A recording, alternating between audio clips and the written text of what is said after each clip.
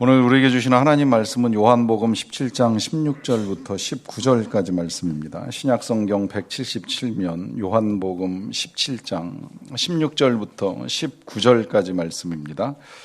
이 계시의 말씀을 제가 받들어 읽어드릴 때 살아계신 주님의 음성을 들으실 수 있기를 바랍니다. 내가 세상에 속하지 아니함 같이 그들도 세상에 속하지 아니하였사옵나이다. 그들을 진리로 거룩하게 하옵소서. 아버지의 말씀은 진리니이다. 아버지께서 나를 세상에 보내신 것 같이 나도 그들을 세상에 보내었고 또 그들을 위하여 내가 나를 거룩하게 하오니 이는 그들도 진리로 거룩함을 얻게 하려 함이니이다. 아멘.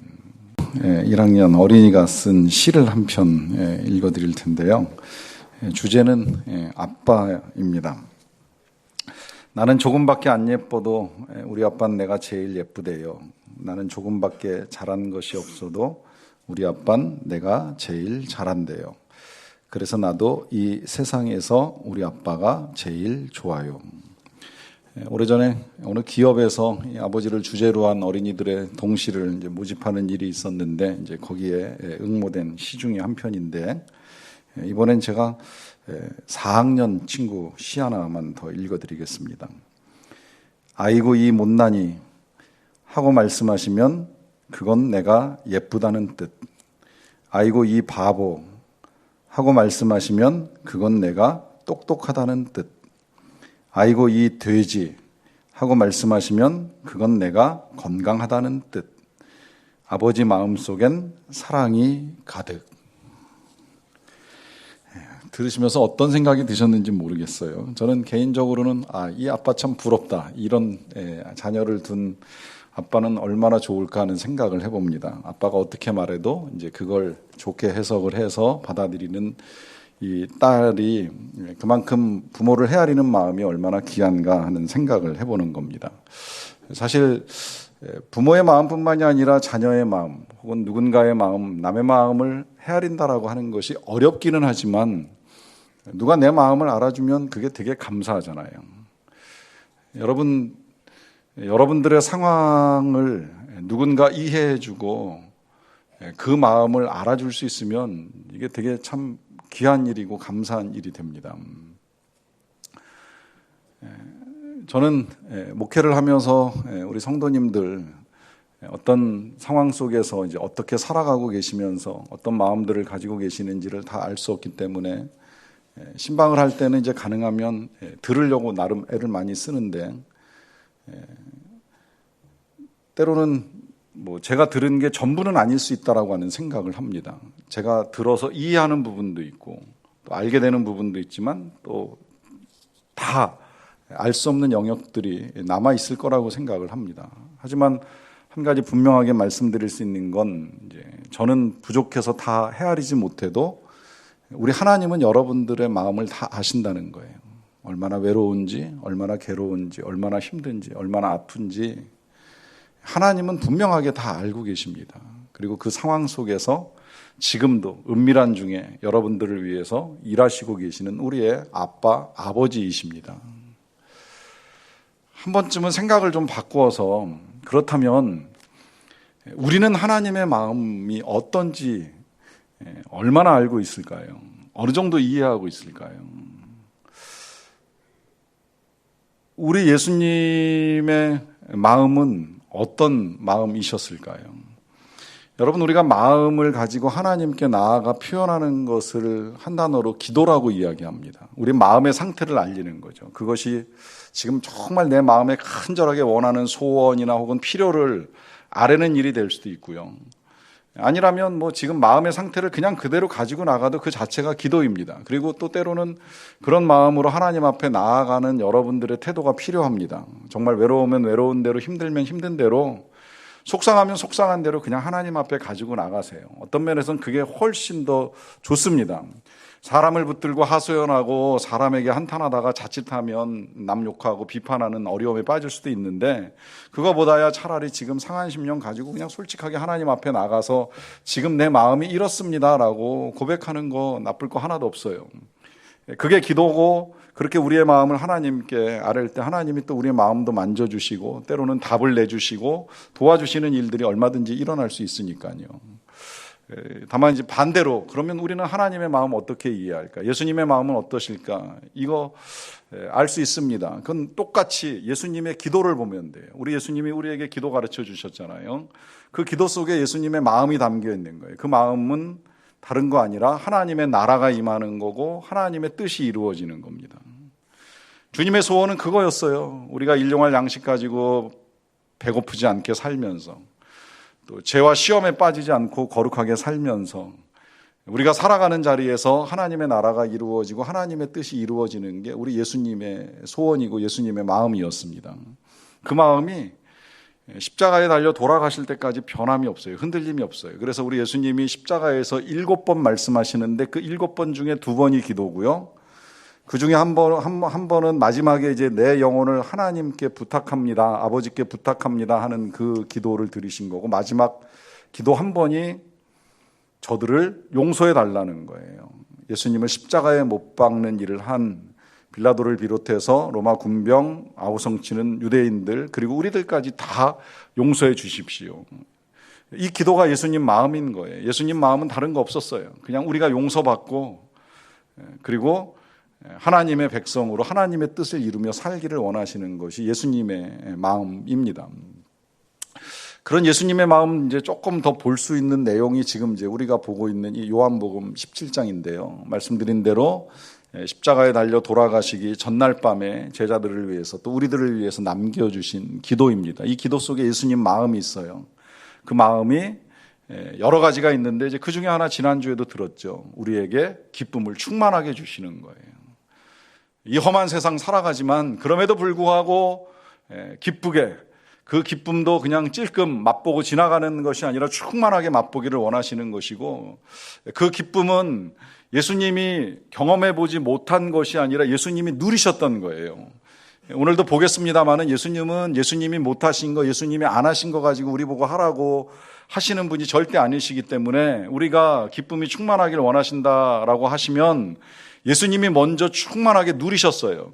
하나님 안에서, 하나님과 함께. 이 기쁨이 세상에서 주는 기쁨이 아니라 하나님과 함께 할 때 누리는 기쁨인데 그걸 우리 예수님이 충만하게 누리고 내 기쁨이 너희 안에 있어서 너희도 그것을 충만히 누리게 하려 함이라고 말씀하시면서 그것을 위해서 말씀도 해주시고 그것을 위해서 하나님께 대신 기도도 드려주시면서 우리가 기쁘게 살아가기를 원하셨습니다. 이제 오늘은 거기서 계속 이어나가는 예수님의 마음이 반영된 기도라고 할 수 있겠는데 오늘은 17절에서 이런 기도를 드리십니다. 그들을 진리로 거룩하게 하옵소서. 아버지의 말씀은 진리니이다. 거룩하게 해달라라고 하는 기도를 드리시는 거예요. 제자들이나 저나 여러분들이나 다 거룩한 삶을 사는 것이 우리 예수님의 마음이고 우리를 향한 하나님의 소원이다라고 하는 것이죠. 일단 이 거룩이라고 하는 단어는 이제 성경에서 우리가 자주 접하면서도 또 한편으로는 조금 어렵게도 느껴질 수 있는데요. 일단 이스라엘 백성들이 애굽에서 나오던 때의 상황을 보게 되면 그들이 노예 생활을 하다가 벗어나서 광야에 이르렀을 때 가나안 땅에 들어가기 전에 우리 하나님이 모세를 통해서 이 이스라엘 백성들에게 계명을 주십니다. 율법이라고도 표현하는데요. 여러 가지 그들이 나중에 이제 가나안 땅에 들어가서 살아가야 될 삶의 원리들을 가르쳐 주시는 거예요. 그걸 이제 우리가 보통 레위기나 신명기를 통해서 보게 되는데 그와 같은 말씀들을 반복적으로 여러 가지로 말씀하시는 이유가 중간에 한 번씩 나와요. 그 이유가 가장 잘 압축된 것이 지금 우리가 읽어나가는 그 새벽기도 말씀 레위기 19장 2절인데 내가 거룩하니 너희도 거룩하라 하시는 겁니다. 하나님께서 거룩하시니 우리도 거룩해야 된다는 거예요. 하나님이 거룩하신 건 어느 정도 이해는 될 수 있을 것 같은데 그 하나님의 거룩하심과 같이 우리도 과연 거룩하게 살 수 있을까? 또 왜 거룩해야 되느냐라고 하는 질문을 가지고 먼저 보게 되면 그 이유를 먼저 16절에서 이렇게 말씀하십니다. 내가 세상에 속하지 아니함 같이 그들도 세상에 속하지 아니하였사옵나이다. 그래요. 자, 여기서 이제 예수님이 세상에 속하지 않았다고 말씀하시고 또 제자들도 우리들도 세상에 속하지 않았다고 말씀하십니다. 그러면 어디 속한 거냐 하는 질문 당연히 하게 되는데요. 답은 분명하죠. 예수님은 하늘에 속하신 분입니다. 하나님 나라에서 이 땅에 오셨습니다. 그와 같이 제자들도 우리들도 이 세상에 속한 것이 아니라는 거예요. 우리들도 하나님 나라에 속했다고 지금 말씀하십니다.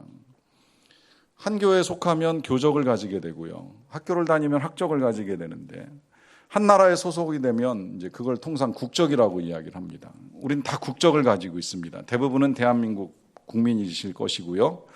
때로 이중국적을 가진 분들이 계신 걸로 알고 있습니다. 잘은 모르겠지만 이 이중국적을 유지하기 위해서는 이제 양국에서 해야 될 책임을 이행하는 일이 있다는 걸 알고 있고요. 그 다음에 또 어떤 경우에는 보니까 이제 국적을 포기해야 되는 상황에 직면하는 경우들도 있더라고요. 그러면 뭐 나름 판단을 하실 거예요. 뭐 여러 가지 이해 득실을 따지거나 아니면 정말 국가에 대한 소명감이나 애국심을 가지고 이제 어느 국민의 국적을 가질 것이냐 이제 이런 나름대로의 결정을 하는 일이 있을 거라고 생각을 합니다. 여러분, 이 세상에 사는 동안에 우리가 여러 나라에 속해서 국적을 가지고 살아가는 일이 있을 수 있는데요. 오늘 이 자리에서 예배를 드리시는 분들은 잊지 말아야 될 것이 우리가 다 쉽게 말하자면 이중국적자라고 하는 거죠. 왜냐하면 우리는 이 땅에서 대한민국 국민으로 살아갈 뿐만 아니라 지금 예수님의 말씀대로 하늘에 속한 하나님 나라의 백성으로, 하나님 나라의 국민으로, 하나님 나라의 시민권을 가지고 살아가고 있기 때문입니다. 그리고요, 우리에게도 이중국적자들과 동일하게 어느 한순간 한 나라의 국적을 포기해야 되는 때가 다 이르게 된다는 거예요. 뭐 대개는 이제 이 세상을 떠날 때 대한민국 국적은 더 이상 무용합니다. 그렇지만 하나님 나라의 국적이나 시민권은 포기할 수 없는 국적이 될 것이고요. 뭐 그런 때가 이르기 전에 혹시라도 뭐 실제로 지금 이제 중동 같은 경우나 아니면 중국 같은 경우에는 하나님 나라 시민으로서의 국적이 위협받는 일이 생겨요. 계속 교회를 다닐 거냐, 예수를 믿을 거냐, 포기하지 않을 거냐, 그것을 포기하지 않을 때에 목숨이 위협될 수도 있고 사회적으로 고립되는 어려움들도 있을 텐데 이제 그런 국적 포기에 도전을 받게 되는 일이 있게 되는데 그때 우리가 하나님 나라의 시민으로서의 이 국적을 어찌할 것이냐라고 했을 때에 우리의 지혜로운 판단이 필요합니다. 그 판단 앞에 예수님이 지금 명백하게 제자들과 우리들에게 밝혀주시는 우리의 신분은 우리가 세상에 속한 자들이 아니라 하나님 나라에 속한 자들이라는 거예요. 하나님께 속한 하나님의 백성들인 것을 분명하게 말씀합니다. 그리고 그 하나님께 속한 하나님 나라의 백성으로 살아가는 삶의 증거는 다른 것이 아니라 거룩함이라고 하는 거죠. 그럼 이 거룩함은 무엇이겠습니까? 이해를 쉽게 하기 위해서 제가 그냥 정말 신학교 다니면서 마지막 이제 구약 신학 배울 때 구약학 교수님이 구약에 수없이 반복된 그 거룩이라는 단어를 제일 쉽게 정리해 준 것으로 간단하게 설명을 드리는데요. 일단 거룩함은 쉽게 이해하시려면 구별이라고 생각하시면 돼요. 분리됨, 구별됨, 차별됨은 아닙니다.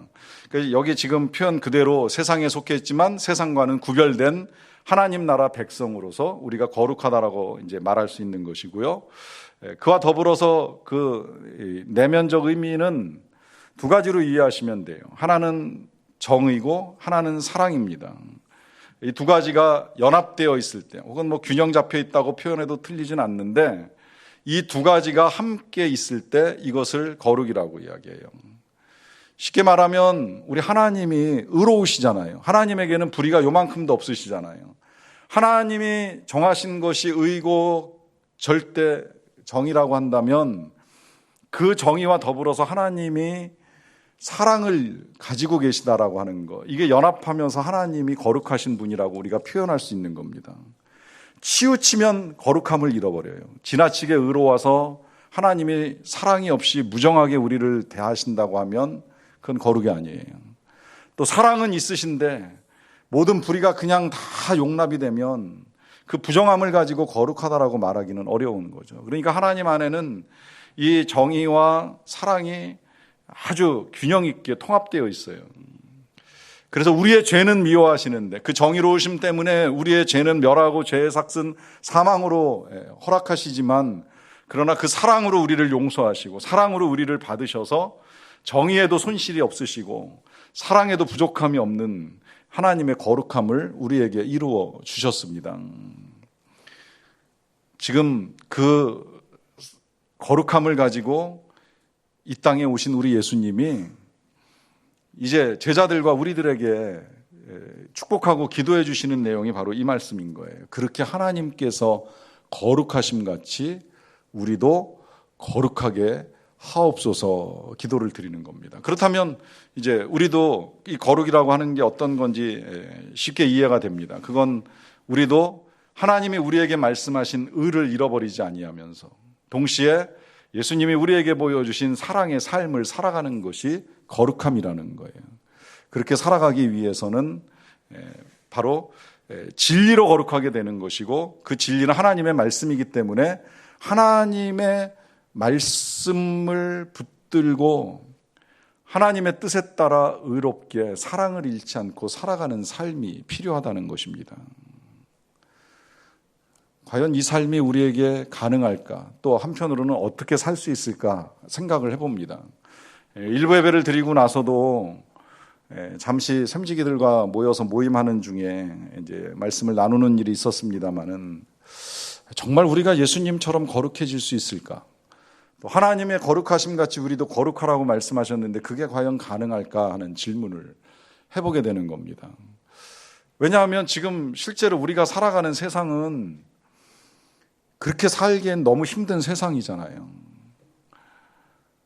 우리가 살아가는 세상은 의로움보다는 오히려 불의하고 부정하고 부당한 일들을 요구할 때가 많습니다. 사랑, 그야말로 예수님이 우리에게 보여주신 대로 사랑을 베풀며 살아가려고 하면 오히려 바보 같아지고 손해봐야 되고 희생해야 되는 어려움들이 따르는 일이 있습니다. 그래서 우리는 우리 자녀들한테 때로는 그런 삶을 살지 않도록 혹시 그렇게 살다가 학교에서 왕따를 당하거나 어려움을 겪지 아니하도록 자기 몫을 챙기고 경쟁에서 치열하게 승리하고 앞장서고 올라가고 나아갈 것을 요구하는 일들이 끊임없이 일어나고 있습니다. 이런 시대에 거룩함, 이건 너무 무리한 요구가 아닌가 하는 생각을 하게 되는 일이 있게 되는 것이죠. 그런데 오늘 말씀 계속 보시면 18절에서 예수님이 이런 말씀을 하세요. 아버지께서 나를 세상에 보내신 것 같이 나도 그들을 세상에 보내었다라고 하는 말씀 하십니다. 이 말씀은 지금 예수님이 기도하시면서도 하시지만 실은 그 앞에 이제 미리 보았던 14장부터 16장에서도 하셨던 말씀이긴 해요. 아버지께서 나를 사랑하신 것 같이 나도 너희를 사랑한다 하시면서 아버지께서 나를 보내신 것 같이 나도 너희를 세상에 보낸다. 자, 이때 이 보낸다는 것이 중요한 건 뭐냐면 우리 예수님이 보냄받은 이 세상, 어떤 세상인지 아시잖아요. 2000년 전이라고 해서 지금하고 뭐 그렇게 별반 달랐을까요? 때로 우리가 우리 사회에서 일어나는 여러 가지 뉴스들을 접하다 보면 세상 참 끔찍하다, 악하다, 말세다 이런 표현 사용하는데 실은 그런 일은 2000년 전에도 있었고요. 심지어 창세 때도 있었어요. 창세 때도 형제가 형제를 죽이는 일이 있었고요. 자기의 것을 더 가지기 위해서 약탈하는 일이 있었습니다. 이런 일들이 2000년 전에도 반복되었고 그 시대에 어둠이 더 짙었기 때문에 그 세상으로 예수님이 보냄받으실 때에는 그야말로 하나님의 나라 천국에서 이 세상으로 오는 크나큰 어려움을 감수하셔야만 했어요. 그리고 그 어려움은 실제로 우리 예수님이 십자가에 달려 돌아가시는 일까지 이루어지게 된 것이죠. 그런데 예수님은 지금 예수님 자신이 그렇게 하나님께로부터 보내심을 받았다고 하면서 그 예수님이 우리 제자들을 또 우리들을 그렇게 세상에 보내신다라고 하는 말씀을 하십니다. 그럼 이 말씀은 무슨 말씀이 되는 거예요? 예수님이 우리가 살아가는 삶의 자리를 모르시는 것일까요? 우리가 어떤 세상 속에서 살아가고 있는지 예수님이 알지 못하고 하시는 말씀이 아니라고 하는 거죠. 알지 못하실 뿐만 아니라 예수님이 알고만 계실 뿐만 아니라 실은 예수님이 먼저 다 경험하신 세상입니다. 그 세상은 불의하고 부당함 가운데 재판이 진행되고 의로우신 우리 예수님을 십자가에 못 박는 일까지 이루어지는 악한 세상이라고 하는 것이죠. 그런데 그 세상의 한복판에서 우리 예수님이 끝까지 불의하시거나 끝까지 사랑을 잃어버리시는 일은 요만큼도 없으셨다는 거예요.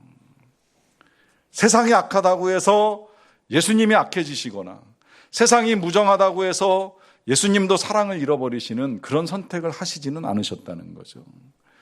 그리고 그런 삶을 사셨기 때문에 이제 제자들과 우리들을 세상으로 보내시면서 동일한 요구를 하시는 거예요. 너희도 세상에 속한 자들처럼 살지 아니하고 거룩하게 살아라. 진리로 거룩하게 살아라. 심지어 예수님이 이런 말씀까지 하세요. 19절에 보시면 또 그들을 위하여 내가 나를 거룩하게 하오니 이는 그들도 진리로 거룩함을 얻게 하려 함이니이다. 그래요. 잘 보셔야 돼요. 그들을 위하여 내가 나를 거룩하게 한다라고 하는 말씀을 하십니다. 요 내가 나를 거룩하게 한다는 말씀을 보면 예수님이 뭔가 거룩하지 않은 부분이 있나 이런 이제 생각이 드는데 예수님이 거룩하지 않아서가 아니라 그들, 제자들과 우리들을 위해서 예수님이 거룩하게 되신다는 말씀을 하시는 거예요. 그러니까 이게 무슨 말씀이신지를 이제 우리가 알아야 되는데요. 예수님이 십자가에 달려 돌아가시는 일을 통해 우리를 용서하시기 전에 죄인이 거룩하게 되는 과정이 어떻게 진행되는지 알고 계실 거예요. 우리 예수님 이 일을 겪으시기 직전까지의 죄인들은 거룩하신 하나님 앞에 나가서 거룩하고자 하면 길은 다른 거 없어요. 죽음밖에 없어요. 그리고 그 죽음을 면하기 위해서는 자신을 대신해서 제물을 바치는 거예요. 짐승의 머리에 안수를 하고 그 안수 받은 짐승을 하나님 앞에서 잡아서 피를 흘림으로 말미암아 죄 씻음을 받았을 때에 제사장이 그 일을 행해주면서 이제 용서받았으니 거룩하다 선포해 주시는 겁니다. 그때 거룩해지는 거예요. 죄 씻음 없이는 거룩함이 이루어지지 않습니다. 죄를 가지고 있는데 거룩하다 할 수 없으니 그 죄 씻음의 절차를 밟고 나서야 거룩해지는 거죠. 근데 이 일로 말미암아 많은 사람들이 제사를 드리지만 실상 삶은 거룩해지지 않고 또 수많은 제물의 희생만 뒤따르고 또 제물만 바치고 나면 뭐 이것으로 거룩해졌겠지 하는 착각들이 일어나니까 이제 예수님이 십자가의 사건을 통해서 우리의 죄를 용서하시는데 그러하기 때문에 이 십자가의 사건이 우리 예수님이 제물 되신 사건이고요. 우리를 위해서 제사를 드려주신 제사장의 일을 이루신 거예요. 지금 그 일을 앞두고 예수님이 말씀하시는 거예요. 내가 그들을 위하여, 우리들을 위하여 예수님이 거룩해지시는 이 절차, 십자가의 제물 되시는 절차를 밟으시니 그 이후에는 이제 우리에게 필요한 건 뭐다? 진리로 거룩하게 되는 일 말고는 필요한 것이 없다는 거죠. 이때 진리가 바로 1차적으로는 우리 예수님의 십자가 사건을 믿는 거고요. 그 믿음을 가지고 이제 거룩하게 되고 나면 그 예수님께서 거룩하게 해주신 은혜에 따라 거룩한 삶을 사는 거예요. 그래서 세상에 불의와 타협하지 아니하고 무정한 세상에서 요만큼이라도 나누려고 하고 조금이라도 사랑하려고 하고 용서하려고 하는 삶을 사는 것이지요. 그것이 우리가 하나님의 말씀대로 거룩하게 살아가는 삶이 되는 것입니다. 그럼에도 불구하고 이 일이 어렵기 때문에 예수님이 우리에게 밝혀주신 예수님의 정체를 정확하게 이해하면 이제 우리가 좀 더 한 걸음 거룩한 삶의 자리로 나아가게 되는데요. 우리 예수님이 이 요한복음 안에서 자신을 여러 가지로 설명하시는 거 들어보셨을 거예요. 뭐 나는 생명의 떡이다라고 하는 말씀으로부터 부활이요 생명이다 이제 이런 말씀도 하시잖아요. 이제 그 가운데 우리 예수님이 자신을 일컬어서 나는 곧 길이요 진리요 생명이다 이렇게 말씀하세요. 진리를 이해하기 어려우면 그냥 예수님이 진리다 이렇게 이해하시면 그게 제일 쉬워요. 예수님이 진리니까 우리가 어떻게 거룩해지느냐? 예수님으로 거룩해지는 거예요. 실은 우리가 우리의 힘으로 거룩해진다는 것 자체가 진짜 어려운 일이고 말도 안 되는 일이지요. 그런 우리가 어떻게 거룩해집니까? 예수님이 십자가에서 우리를 용서하셨기 때문에 거룩해지는 거예요. 어떻게 거룩한 삶을 살 수 있습니까? 예수님과 함께 할 때 거룩한 삶을 사는 거예요. 예수님과 함께 살아가는 삶이 성령 충만함이고 그 성령 충만한 삶에 대한 우리의 열망을 가지고 예수님을 붙잡고 예수님을 믿고 예수님과 동행하며 나아갈 때에 그때 우리가 거룩한 삶이 가능합니다. 절대 우리의 힘, 우리의 능력으로는 불가능하지만 그러나 예수님이 우리 안에 거하시는 것을 믿으면서 그분과 함께 나아가는 삶 속에서 우리는 주님이 우리를 위하여 기도해 주신 대로 거룩하게 한 걸음 한 걸음 인생길을 걸어갈 수 있다는 거예요. 그리고 그렇게 걸어가는 삶은요, 그냥 단순히 깨끗하고 신실한 삶을 넘어서서 놀라운 하나님의 능력과 은혜를 경험하게 됩니다. 그런 삶을 살았던 본을 보여주신 분이 성경에 있잖아요. 사도 바울이 그런 삶을 살았어요. 특히 사도 바울이 인생 말년에 배를 타고 예루살렘에서부터 로마까지 장시간 이제 이동을 해야 되는 일이 있었습니다. 당시의 배는 이제 동력선이기보다는 대부분 범선이고 바람에 따라 움직이게 되는데 그러다 보니까 배가 이동하는데 시간이 굉장히 오래 걸려요. 이 배가 긴 시간 동안 이동을 하면서 가다가 풍랑을 만나요. 태풍을 만납니다. 그 풍랑 이름이 유라굴로라고 성경에 기록되어 있을 만큼 강한 바람을 마주하게 됐어요. 배가 흔들립니다. 그리고 부서지고 깨지는 일이 있었어요. 여러분, 배가 흔들리고 부서지고 깨지면 그 안에 타고 있는 사람들 어떤 상황에 놓이게 되는지 아시죠? 마음이 요동치면서 불안감에 두려움에 아우성을 치고 소리를 지르는 일이 일어납니다. 그 와중에 어떻게 보면 가장 두려움이 컸어야 되는 사람이 사도 바울이에요. 왜냐하면 그 배는 이제 당시 이동의 특성상 특정한 사람들만 타고 있는 게 아니에요. 여객만 타고 있는 것이 아니라 장사를 하기 위해서 이 먼 길을 가는 상인들도 타고 있고요. 또 바울과 함께 이제 로마 상급심으로 재판을 받으러 가는 죄인들도 함께 타고 있습니다. 그리고 그 죄인들을 호송하는 군인들도 타고 있어요. 바울은 그 배에서 죄인의 신분으로 배를 타게 된 거예요. 예루살렘에서 재판을 받다가 로마 황제에게 항소한다라고 하는 그 항소가 받아들여져 가지고 군인들에게 붙잡혀서 함께 죄인의 신분으로 그 배를 탔어요. 자, 배 타고 가는 죄인, 더더군다나 아마 처음에는 묶여 있었던 것으로 간주되는데 나중에는 이제 더 이상 어찌할 수 없으니까 이 죄인들을 풀어주는 일이 있기는 했습니다만은 그때까지는 묶여서 배에 타가지고 함께 흔들리고 함께 깨지고 함께 요동치는 그 사람들 속에 있습니다.